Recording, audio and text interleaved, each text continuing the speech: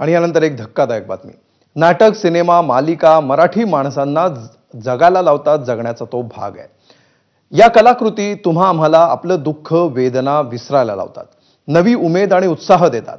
पण ही कलाकृती सादर करणारे कलावंतच उमेद हरवून बसले, जगण्याची जिद्द गमावून बसले तर? एका युवा कलाकाराबद्दल अशीच एक चटका लावणारी घटना घडली आहे, पाहूया। नैराश्यामुळे अभिनेत्याचं टोकाचं पाऊल, काम मिळत नसल्यानं संपवलं जीवन, मराठी कला विश्वात खळबळ। छोट्या पडद्यावरील मालिका, नाटकांमधून भूमिका साकारणारा तुषार घाडीगावकर, भांडूपमध्ये राहणाऱ्या या युवा अभिनेत्यानं थेट मृत्यूला कवटाळलं आणि कला विश्व हादरून गेलं। काम मिळत नसल्यामुळे आलेल्या नैराश्यानं त्याचा जीव घेतला। सिंधुदुर्गातील कणकवलीच्या तुषारनं रुपारेल महाविद्यालयात अभिनयाची नांदी केली। मित्रांमध्ये घाड्या हे त्याचं टोपण नाव। रुपारेलच्या नाट्य विभागातही तो परिचित चेहरा होता।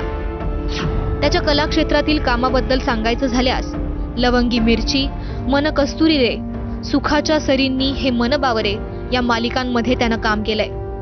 भाऊबळी, उनाड, झोंबिवली या चित्रपटांमधून सुद्धा तो दिसला। तर संगीत बिबट आख्यान या नाटकात तुषारनं काम केलंय। आता कुठे त्याला ओळख मिळाली होती, तोच त्याला काम मिळणं बंद झालं आणि तुषार निराशेच्या गर्तेत अडकला।